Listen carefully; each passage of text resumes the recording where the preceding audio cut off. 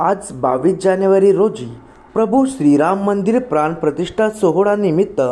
Jalgaon wholesale readymade hosiery व कपडा असोसिएशनच्या वतीने